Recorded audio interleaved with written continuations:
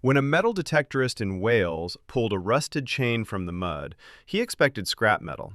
He didn't expect to uncover a grave sealed for over 2,000 years, with a fortune in Celtic gold resting on human bones. This is Mike's story, and by the end of it, he wished he'd walked away. The sky over Pembrokeshire hung low and gray, pressing down like a lid on the waterlogged countryside. Mike Harper, 53, retired electrician, weekend treasure hunter, trudged through unfamiliar fields, his usual detecting spot swallowed by floodwater. His thermos was empty, his socks were soaked. He was 10 minutes from calling it a day. Then his detector screamed. Not beeped, not chirped, screamed. A sharp, insistent signal that cut through the drizzle like a siren. After 12 years of pulling bottle caps and Victorian pennies from Welsh soil, Mike knew what aluminum sounded like. He knew what iron sounded like. This wasn't either. He knelt in the mud and started digging. His trowel struck metal almost immediately. Scraping away the sodden earth, Mike uncovered a thick, rusted chain. The links were massive, each one the size of his palm, worn smooth by time and heavy in a way that felt deeply, unmistakably old. He tugged. The chain held firm. "All right then," he muttered, wiping rain from his face. "Let's see where you go." He kept digging. Link after link emerged from the earth, each one pulling him deeper into the ground and further from any reasonable explanation. This wasn't farm equipment. It wasn't industrial debris.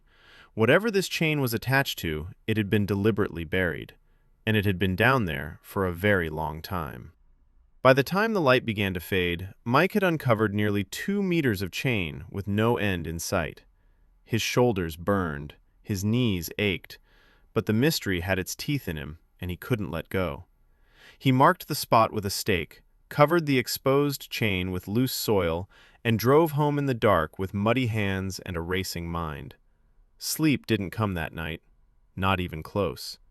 Mike returned at first light, having barely slept. The chain was waiting. He brought a proper shovel this time, and a stubborn determination that bordered on obsession. For 3 straight hours he dug, following the chain's path deeper into the waterlogged earth. His back screamed at him. He ignored it. His wife called twice. He ignored that too. Then the shovel hit something solid. Not rock, not clay. Something flat and metallic, buried roughly 1.5 meters below the surface. Mike dropped to his knees and began clearing the mud by hand, his fingers numb with cold but trembling with adrenaline. An edge appeared first, then a corner, then the unmistakable outline of a massive chest, bound tightly by the same heavy chain he'd been following since yesterday. The thing was enormous, easily 1 meter wide, its surface blackened by centuries underground. Mike sat back on his heels, breathing hard, staring at what he'd uncovered. This wasn't a lost horseshoe or a Georgian coin. This was something else entirely. Something that had been locked, chained, and buried deep enough that whoever put it there never intended for it to be found. A cold feeling settled in his stomach that had nothing to do with the weather. He stood up, pulled out his phone, and called the police. The officer who answered sounded skeptical at first. Metal detectorists called in major finds all the time, and most turned out to be old plumbing. But when Mike described the chain, the chest, and the depth at which he'd found them, the officer's voice changed. "Stay where you are. Don't touch anything else. We're sending a team." Now pause for a second. If you were standing in that field, staring at a chained chest pulled from the earth after 2,000 years, would you want to know what's inside? Or would you walk away? Think about that. Because what they found next changed everything. Within hours, the quiet field was transformed. Police tape, floodlights, a team of archaeologists from the National Museum of Wales speaking in hushed, urgent tones as they examined the site. Mike stood off to the side, arms crossed, watching strangers take over his discovery. He felt pride, yes, but something else too. A creeping unease he couldn't name. The deeper they excavated around the chest, the more that unease grew, tightening in his chest like a slow knot. One of the senior archaeologists, A woman named Dr. Karis Howell crouched beside the chest and ran her gloved fingers along the chain. "This wasn't just storage," she said quietly, almost to herself. "This was containment." In some Iron Age burial traditions, the dead were restrained, chained, weighted, sealed away. The people who buried them believed the deceased had power, and that power needed to be kept underground. Mike's mouth went dry. "You're saying there's a body in there?" Dr. Howell looked up at him. "I'm saying we should be prepared for that possibility." The team worked methodically as the afternoon light faded. They documented every centimeter, photographed every link. When the corroded clasp was finally removed and 2 team members gripped the lid, the field fell completely silent. The lid groaned open like a door that hadn't moved in millennia. Mike stepped closer. He couldn't help himself. Inside, catching the last of the daylight, lay an astonishing collection of bronze and gold, torques, brooches, and ornamental pieces, intricately designed, unmistakably Celtic, and staggeringly beautiful. Mike's breath caught. It was real, a genuine treasure preserved for over 2,000 years. But then his gaze traveled lower, past the gold, to what lay beneath. Bones. Human bones. A skull, ribs, the long curve of a femur, arranged carefully, deliberately alongside the treasure. Not dumped, not discarded, placed with intention. Whoever this person was, they had been buried with extraordinary care and extraordinary wealth, and then chained shut. The realization staggered Mike.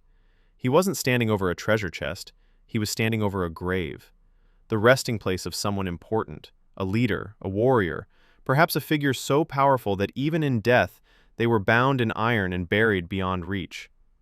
Mike stepped back from the edge, his legs unsteady.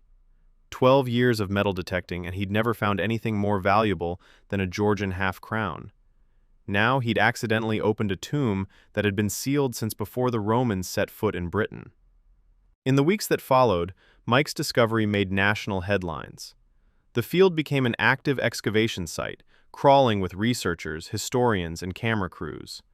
The artifacts were transported to the National Museum of Wales, where experts confirmed they dated to approximately 300 BC, making them among the most significant Celtic finds in Welsh history. Mike did interviews. He shook hands with museum directors. His name appeared in papers he'd never heard of. Everyone called him lucky. But Mike didn't feel lucky. He kept thinking about the bones, about the person who had once worn that gold, who had been laid to rest with such reverence and then locked away from the world with heavy chains. Someone, many someones, had gone to extraordinary lengths to ensure that grave stayed closed. And he, Mike Harper, retired electrician from Pembrokeshire, had undone it all with a shovel and a 15-year-old metal detector. Standing in the empty field one evening after the teams had packed up, Mike watched the wind move through the grass where the chest had been. The hole was filled in now. The chain was in a museum. The bones were in a laboratory. Everything was catalogued, preserved, and explained. But the silence in that field felt heavier than before. He found himself wondering about the person beneath those chains, not as an artifact or a headline, but as a human being. Someone who lived, led, fought, and was buried by people who loved them enough to send them into the afterlife surrounded by gold. Someone whose final wish, perhaps, was simply to rest undisturbed. Mike zipped his jacket against the evening chill and walked to his car. He didn't bring his metal detector.